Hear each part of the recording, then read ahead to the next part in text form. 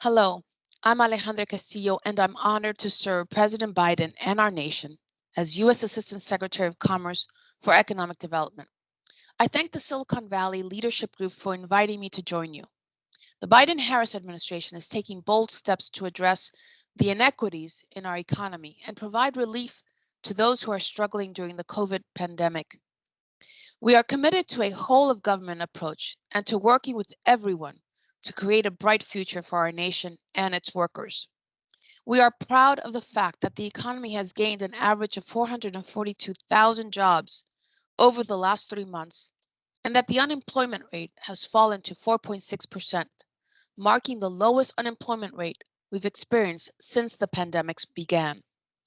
We are proud of the bipartisan infrastructure law that the president recently signed, and which will create good paying jobs all across the country by fixing our roads and bridges, replacing lead pipes, installing electric vehicle charging stations, and much, much more.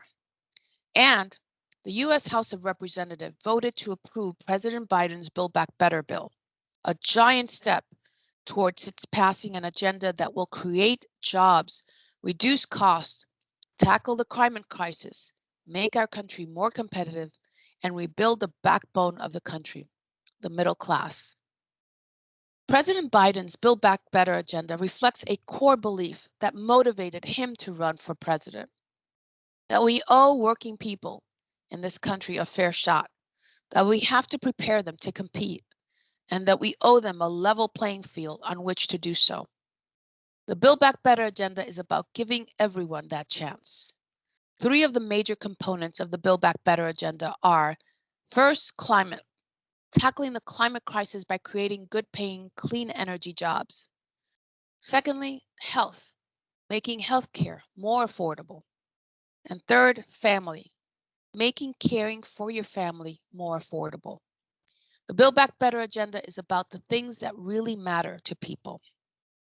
Can I get a good job in my hometown? Is training available to me so that I can maximize my talents? Can I go to sleep with a little peace of mind? Can my kids get a good education and build an even better life for themselves? We can't put the promise of the middle class life within reach of every American if we can't compete around the world. And we can't compete around the world so long as we neglect the resilience and capacity of our infrastructure, the education and health of our workforce, and the most American idea of all, the opportunity for every single person to get a fair shot. Our work must start with developing a skilled 21st century workforce. In order to maintain our competitive edge, we need to make smart investments in our people.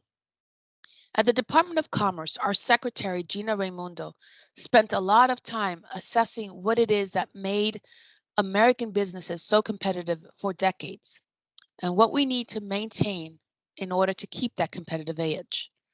Bottom line, without smart investments, we risk losing our competitive edge. As the Secretary has often said, if workers have the courage to take the risk in getting trained in a new career, then we need to provide high quality, affordable training programs that lead directly to a job.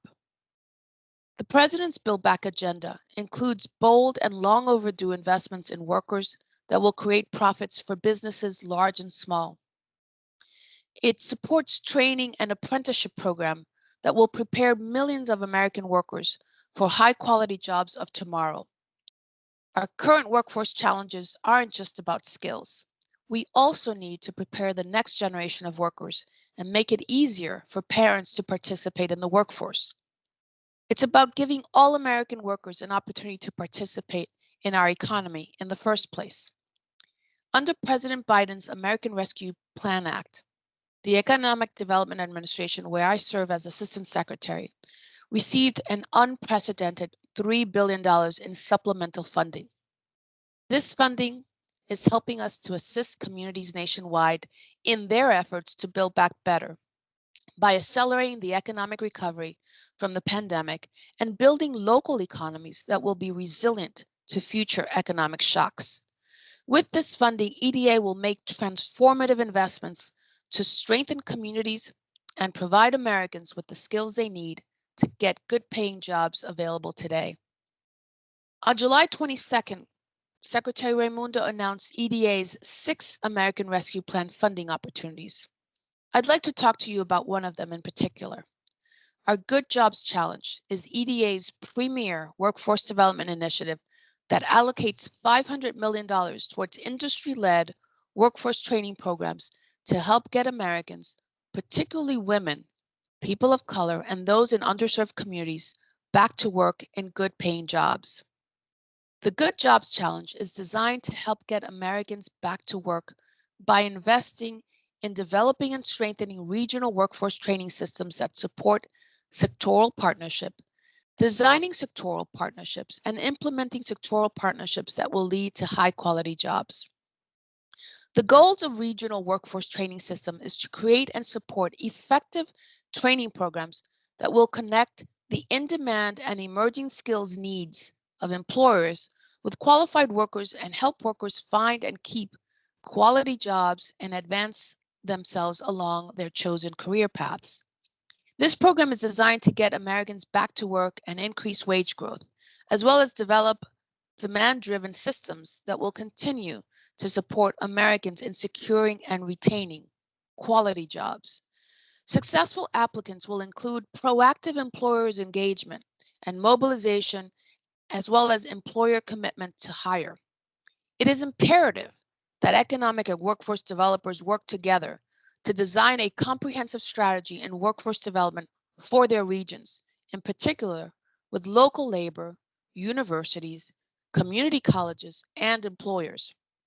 It is time to think about all of these pieces holistically and collaboratively, which is why we focus so much on the systems development building at EDA and really encourage that in doing so as you apply for the Good Jobs application. The Good Jobs Challenge application deadline is January 26, 2022. For more information, please visit eda.gov. Before I close, I'd like to note that the Economic Development Administration has many other programs available to support locally driven strategies designed to improve our communities, strengthen our workforce, and create new good jobs. At EDA, we understand that communities are at different points on their pandemic recovery, as well as their economic development journey. Some communities need help developing a plan, figuring out where to start their economic development efforts. Other communities need critical infrastructure supporting business expansion, while others may need help building ecosystems to translate innovation into jobs. Our investment priorities provide an overarching framework to ensure that our grants investment portfolio, ranging from planning to infrastructure construction, contributes to local efforts to build, improve, or better leverage economic assets that allow businesses to succeed and regional economies to prosper and become more resilient. Today, our top investment priority is equity, which speaks to our continued commitment to working closely with our nation's underserved populations and communities. Working with these populations and communities has been our mission since President Johnson signed the Public Works and Economic Development Act, which authorized the creation of EDA into law in 1965. I am committed to ensuring that our historic American Rescue Plan funding and all of EDA's programs are equitably distributed.